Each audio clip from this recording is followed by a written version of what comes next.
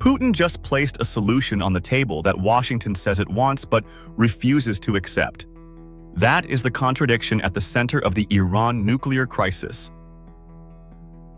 America wants Iran's enriched uranium removed or secured. Russia says it can take it. Iran is now talking directly to Russia. But Washington has rejected the Russian pathway. So the question is simple. If the issue is really uranium, why reject the country offering to move it? And if the issue is not only uranium, then what is this crisis really about? Because this is where the story changes. This is no longer just about centrifuges, inspections, enrichment levels, or technical language buried inside nuclear reports. This is about control. Who controls the danger? Who controls the solution? And who gets credit if the crisis ends? That is why Abbas Araghchi's meeting with Vladimir Putin in St. Petersburg matters so much. It was not just another diplomatic visit. It was a signal. Iran went straight to the country holding the proposal. Washington does not want to accept. And Putin did not need to fire a missile to shift the story. He only needed to offer the one thing America says it wants: a way to move Iran's uranium out of Iran. On the surface, that sounds like the beginning of a breakthrough. But in reality, it may be the beginning of a much deeper standoff. Because Washington does not only want the uranium gone, Washington wants the uranium gone through a pathway it can trust, shape, and politically control. And that is where Russia becomes the problem. Not because the mechanism is impossible, not because Russia lacks nuclear infrastructure, not because there is no precedent. Russia has played this role before. Under the 2015 nuclear agreement, Iran shipped a large amount of low-enriched uranium material to Russia as part of the deal's implementation. That system gave the world a basic template. Iran reduces its stockpile. Russia receives the material. International monitoring follows the process. The crisis cools down. That is why Moscow can now say, "We have experience, we have the tools, and we can do this again." But the same thing that makes Russia useful also makes Russia dangerous from Washington's point of view. Because if Russia becomes the custodian of Iran's uranium, then Russia becomes the broker of the solution. Moscow gains diplomatic credit. Moscow gains leverage in the nuclear fuel system. Moscow strengthens its role in the Middle East. And Washington is forced to accept that the exit door is being held open by one of its main rivals. That is the hidden fight. Not uranium alone. The exit ramp. Because the country that controls the exit ramp controls the story of how the crisis ends. And right now, Russia is trying to put itself at the center of that story. Now look at the uranium question itself. Iran's stockpile is not symbolic. The IAEA has said Iran has hundreds of kilograms of uranium enriched up to 60%, which is much closer to weapons grade than normal civilian enrichment. That does not mean Iran has made a bomb. It does mean the timeline becomes much more sensitive if Iran ever decides to weaponize. That is why America and Israel focus so heavily on this material. That is why every serious negotiation returns to the same issue. Where is the uranium? Who controls it? Can inspectors verify it? Can Iran quickly enrich it further? Can it be moved, diluted, or secured? This is the heart of the deal. And that is exactly why Putin's move is so sharp. He is not offering to solve a side issue.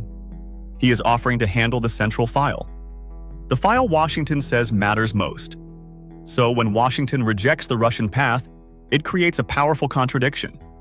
America says the uranium must be secured. Russia says we can secure it outside Iran. America says no, and that no becomes the entire story. Because the next question is obvious. If not Russia, then who? Iran is unlikely to hand its uranium to the United States. It is unlikely to trust close American allies with the material. It is unlikely to surrender its strongest bargaining chip without major guarantees. So if Russia is rejected, Washington needs another mechanism. A credible one. A trusted one. A mechanism Iran would accept.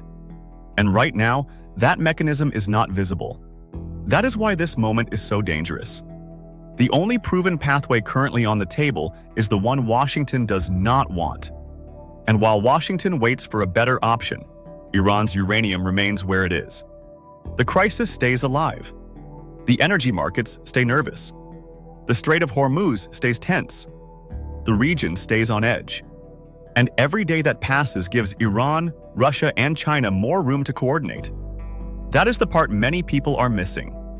Iran is not isolated in this moment. Iran has options. Russia gives Iran diplomatic cover. China gives Iran economic breathing room. And together, those relationships reduce the pressure Washington can apply alone. That does not mean Iran controls everything. It does not. Iran is under pressure too. But it does mean the United States is no longer operating in a world where it can simply demand an outcome and expect every other power to fall in line. That world is fading, and Putin's uranium move exposes it. If this breakdown is helping you see the power struggle beneath the headline, subscribe to the channel now. We do not just follow official statements. We follow leverage. We follow who controls the pressure, who controls the exit, and who benefits when diplomacy stalls. Now, let's go deeper. Russia's proposal is not charity. Putin is not offering to take Iran's uranium because Moscow suddenly became neutral. Russia benefits in several ways. If the deal is accepted, Russia becomes essential to the solution. It gains diplomatic credit. It strengthens its nuclear fuel influence. It breaks through part of the isolation the West tried to build around it after Ukraine. And it sends a message to the world that major crises can still pass through Moscow. If the deal is rejected, Russia still benefits. It can say the diplomatic exit existed, but Washington refused it. It can blame the United States for blocking the pathway. It can watch the crisis weaken American credibility. And if instability keeps energy prices high, Moscow may gain financially too. That is why Russia's position is so strong. It can win if the offer is accepted. It can win if the offer is rejected. That is real leverage. And Iran understands this. That is why Araghchi's trip to St. Petersburg matters. Iran is not just asking Russia for help. Iran is showing Washington that it has another channel. A channel with experience. A channel America does not control. A channel that can keep the nuclear issue alive on terms Washington dislikes. The message is quiet, but clear. You rejected the Russian mechanism. We are still talking to Russia anyway. And that makes the US position harder. Because Washington cannot just say Iran has no option. Iran can point to Moscow. Iran can say the mechanism exists. Russia can say the offer is still there. And the world can ask, why has it not been used? That question puts pressure on America. Not because Russia is innocent, not because Iran is blameless, but because the United States now has to explain why the uranium it wants removed should remain in Iran rather than move through a Russian-controlled process. That is a hard argument to sell if no better option appears. China's role is quieter, but it matters. Beijing does not need to dominate the headlines. It does not need to stand beside Putin in public. Its influence works differently. China buys Iranian energy. China gives Iran economic space. China coordinates with Russia on major diplomatic questions. And China benefits when American pressure fails to produce a clean outcome. That silence should not be mistaken for absence. It is strategy. Russia speaks. Iran moves. China waits. And Washington is left facing a crisis where its rivals do not need to defeat it directly. They only need to make its preferred solution impossible. That is why this is not just a nuclear story. It is a world order story. The old assumption was simple. America defines the red line. America applies pressure. America designs the exit. Others adjust. But this crisis is showing something different. America can still define the danger. It can still apply enormous force. It can still sanction, threaten, and strike. But it may not control the only available off-ramp. That is the shock. Power is not only the ability to create pressure.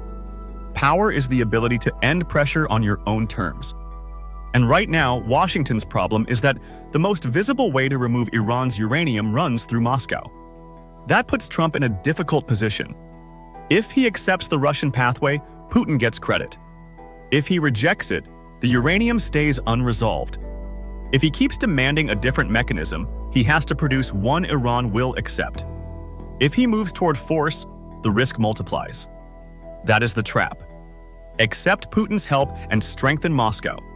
Reject Putin's help and leave the core problem unsolved. Push harder and risk escalation. Wait longer and give Iran more time. There is no easy option. That is why the next phase could shock the world. Because the decision is no longer only about Iran. It is about whether Washington can accept a solution from a rival. It is about whether Russia can turn a nuclear crisis into diplomatic advantage. It is about whether Iran can use Moscow and Beijing to avoid surrendering on American terms. And it is about whether the world is moving into a new era where the United States still has power, but no longer controls every solution. That is the real story. The uranium is the object. The exit ramp is the prize. And Putin just made a move for the prize. Now, there are three possible paths. The first path is a modified deal. Washington accepts Russian custody, but only with strict limits. IAEA monitoring. Clear timelines. Full tracking of the material. Rules on storage, reprocessing, and transfer. Guarantees that Russia cannot use the uranium to expand its own market power without oversight. That path is uncomfortable for America, but it could reduce the immediate danger.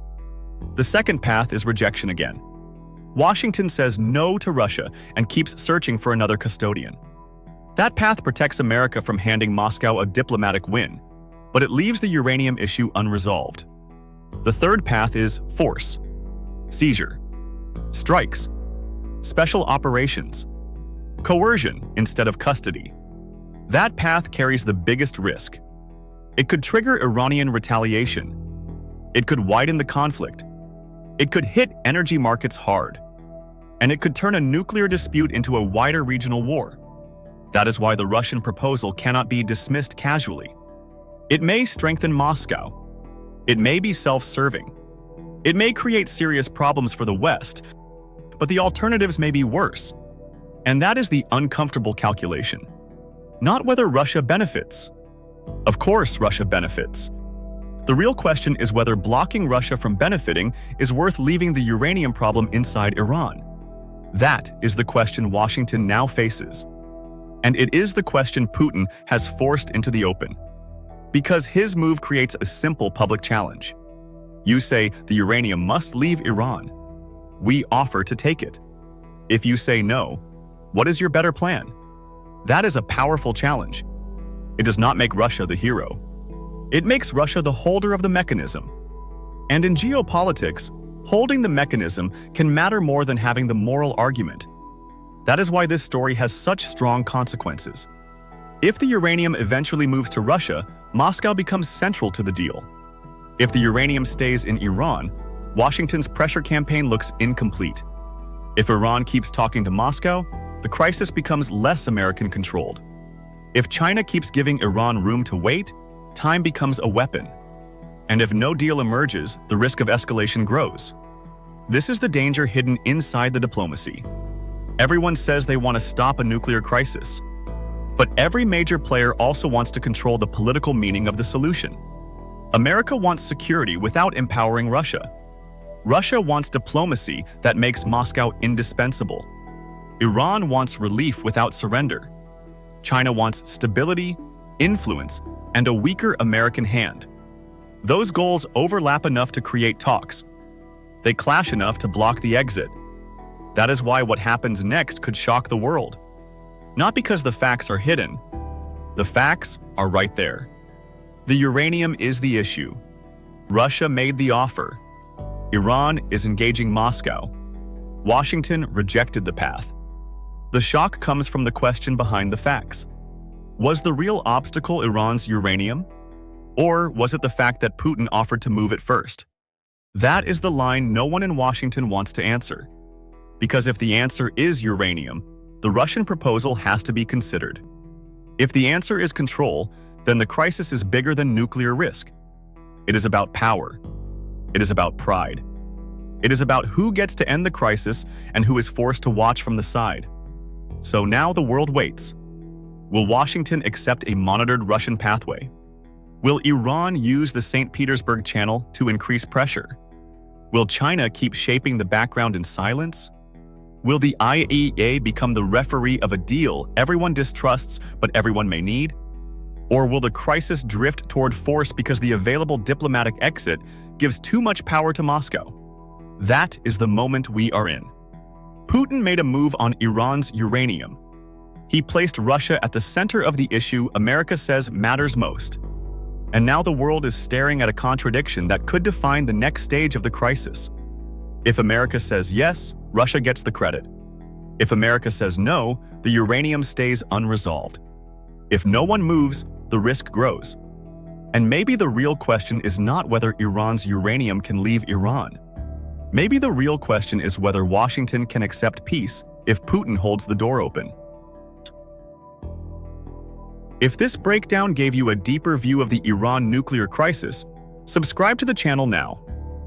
Hit the like button so more people see the analysis. Share this video with someone who thinks this is only about uranium. And turn on notifications because what happens next between Washington, Tehran, Moscow, and Beijing could reshape the entire Middle East crisis. Drop your thoughts in the comments. Should Washington accept Russia's uranium proposal if it prevents escalation? Or is giving Moscow that kind of leverage too dangerous?